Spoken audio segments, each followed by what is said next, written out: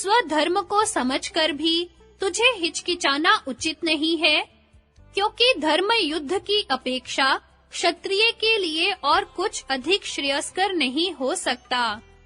हे पार्थ, यो अपने आप प्राप्त हुआ और मानो स्वर्ग का द्वार ही खुल गया हो, ऐसा युद्ध तो भाग्यशाली क्षत्रियों को ही मिलता है। वेद में भी ऐसा बतलाया गया है, जो संग्रामों में लड़ने वाले हैं, जो शूरवीरता से शरीर को त्यागने वाले हैं, और वे जिन्होंने सहस्त्र दक्षिणाएं दी है, तो उनको भी प्राप्त हो। अपनी दुर्बलता के कारण भयभीत होकर अत्याचारियों के अत्याचार सहन करना, अपनी धन संपत्ति को चोर डाकुओं से हरण करवाना, अपने समक्ष अपने परिवार, देश, समाज अथवा धर्म को दुर्जनों द्वारा अपमानित देखना अहिंसा नहीं है, बल्कि हिंसा का पोषक कायरता रूपी महापाप है। दुर्बल, डरपोक, कायर, नपुंसक हिंसकों की हिंसा बढ़ाने में भागी होता है। उदाहरणार्थ, डाकू संगठन और मृत्यु से निर्भयता, इन दो शक्तियों को लेकर निकलते हैं। जो पुरुष मृत्यु के भय से अपना धन और संपत्ति बिना मुकाबला किए हुए आसानी से दे देते हैं, वे उनके दूसरे स्थानों में डाका डालने और लूटने के उत्साह और हिम्मत को बढ़ाकर उनके इस प्रकार की हिंसा में पाप के भागी बनते हैं। जो वीर पुरुष उनसे अधिक मृत्यु से अभय रूप आत्मबल और संगठन रूप दिव्य शक्ति रखते हैं, वे अपने प्राणों को खोकर भी उन अत्याचारियों के दूसरे स्थानों में डाका डालने के उत्साह और हिम्मत को कम करते हैं। वे उनकी हिंसा को घटाकर अहिंसा रूपी पुण्य के भागी बनते हैं। भारतवर्ष के क्षत्रियों में यह प्रथा थी कि जब वे अत्याचारी विधर्मी यवनों के मुकाबले में अपने धर्म और देश को बचाने की कोई आशा न देखते थे, तो उनके छोटे बच्चे और स्त्रियां आग की चिता में भस्म हो जाती थी और वे वीर क्षत्रिय हाथों में तलवारें लेकर एक-एक सैकड़ों अत्याचारियों को तलवार के घाट उतारकर बली हो जाते थे। इस प्रकार धर्म और देश रक्षा के परम कर्तव्य को अपने अंत समय तक पूरा कर जाते थे।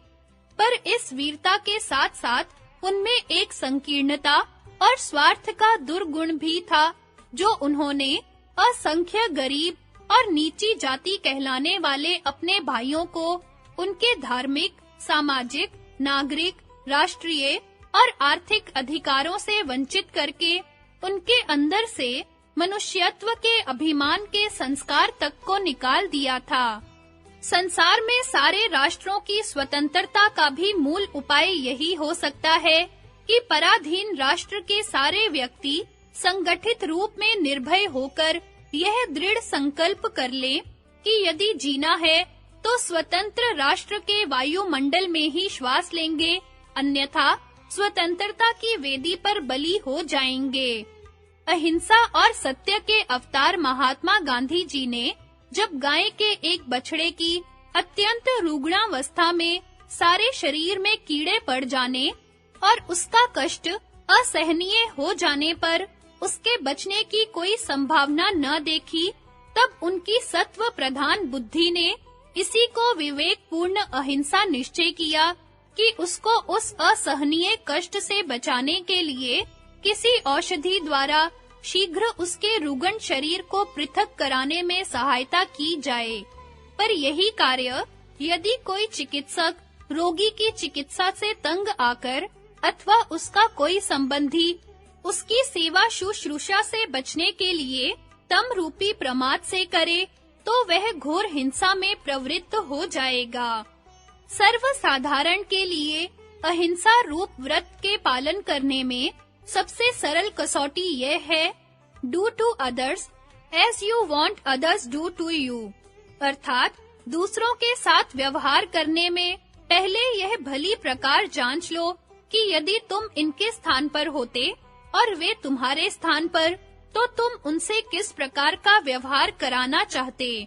बस वैसा ही तुम उनके साथ व्यवहार करो। हर समय इस बात का ध्यान रखना चाहिए कि हमारा जीवन प्राणी मात्र के लिए सुखदायी और कल्याणकारी हो। कोई ऐसा कार्य न होने पाए जिससे किसी को दुख पहुंचे। हिंसा के संबंध में इस बात का ध्यान रखना चाहिए कि किसका जीवन कितना मनुष्य समाज के लिए उपयोगी या हानिकारक है, क्योंकि मनुष्य जीवन में ही आत्मोन्नति की जा सकती है, अर्थात खटमल, जूं, मच्छर, पिस्सू आदि हिंसक जंतुओं की अपेक्षा साधारण कीट, पतंग आदि की हिंसा अधिक बड़ी है। उनकी अपेक्षा साधारण जानवरों की अपेक्षा उपयोगी पशुओं की अपेक्षा मनुष्यों की, साधारण मनुष्यों की अपेक्षा उन उच्च कोटि के मनुष्यों की जिनका जीवन पवित्र और उत्कृष्ट है, जिनसे देश, समाज और प्राणी मात्र को लाभ पहुंच रहा हो। सत्य, यह अहिंसा का ही रूपांतर है। सत्य का व्यवहार केवल वाणी से ही नहीं होता, जैसा कि साधारण मनुष्य समझते हैं। कर्तव्य ही सत्य है। इसलिए जो मनुष्य प्रत्येक प्राणी के प्रति जिस अवस्था और जिस काल में वह हो, उसके प्रति अपना कर्तव्य यथार्थ रूप से समझता है और उसका पालन करता है, वह सत्यव्रती है। राजा हरिश्चंद्र ने अपने पुत्र रोहिताश्व की मृत्यु का शोक और अपनी स्त्री को घोर विपदा में अपने समक्ष खड़ी हुई देखकर उसका मोह छोड़कर अपने स्वामी चांडाल के प्रति कर्तव्य को समझा और उसका पालन किया। यह उनके सत्य की अंतिम परीक्षा थी, जिसने उनका नाम सदा के लिए अमर कर दिया। कई अविवेकी पुरुष दूसरों के हृदय को पीड़ा पहुंचाने वाले वचन कहने में अपने सत्यवादी होने का घमंड करते हैं। इस संबंध में हम केवल एक ऐतिहासिक घटना का वर्णन कर देना पर्याप्त समझते हैं।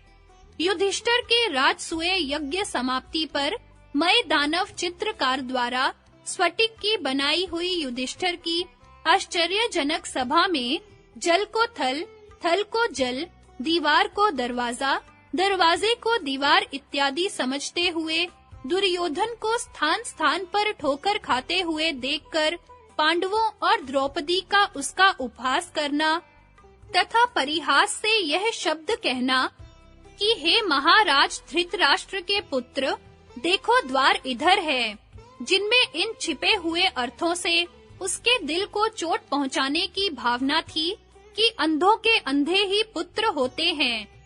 यह हिंसा रूपी असत्य था, जिसका फल महाभारत का युद्ध और उससे भारत का सर्वथा पतन हुआ। इसी प्रकार महाभारत में कर्ण पर्व की एक घटना है।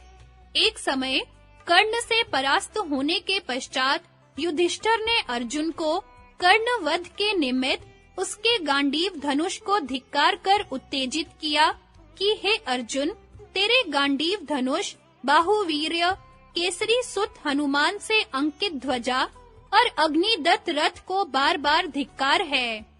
तुम अपने गांडीव धनुष को, जो तुमसे बलवान होने का दावा करे, उस मित्र राजा को सौंप दो। अर्जुन ने यह प्रतिज्ञा कर रखी थी कि जो उसको धिक्कार यह कहेगा कि तुम अपने गांडीव धनुष को किसी दूसरे को दे दो क्योंकि वह तुमसे बलवान है, उसको वह मार डालेगा। इसलिए उसने अपनी प्रतिज्ञा का पालन करते हुए युधिष्ठिर का वध करने के लिए अपनी तलवार खींच ली। उस समय श्री कृष्ण ने अर्जुन को सत्य का स्वरूप इस प्रकार बतलाया कि हे अर्जुन, अज्ञानी केवल शब्द के स्थूल रूप को देखते हैं, पर ज्ञानी उसके सूक्ष्म स्वरूप अर्थ को देखते हैं और उसके ही अनुसार व्यवहार करते हैं। तेरी प्रतिज्ञा केवल गांडीव धनुष को धिक्कारने वाले का वध करने की थी, और धिक्कारना अपमान के लिए द्वेष भाव से होता है। पर युधिष्ठिर ने गांडीव धनुष की प्रशंसा और मान बढ़ाने के लिए प्रेम भाव से तुझे उत्तेजित करके कर्ण का वध करने के लिए ये शब्द कहे हैं। इसलिए युधिष्ठिर के शब्दों के यह अर्थ नहीं लिए जा सकते और उसका मारना असत्य है। युधिष्ठिर ज्ञानी है, शरीर उसके लिए कपड़े के तुल्य है। उसके शरीर का पृथक होना उसके लिए मृत्यु नहीं है। वाणी की चोट शस्त्र से अधिक तीक्ष्ण होती है, वही उसके लिए मृत्यु के सदृश है, उसी से उसको मार। राष्ट्र की सब परिस्थितियों को ध्यान में रखते हुए योगीश्वर कृष्ण भगवान सत्य भाषण की व्यवस्था का उपदेश अर्जुन को महाभारत कर्ण पर्व अध्याय 69 में इस प्रकार करते हैं।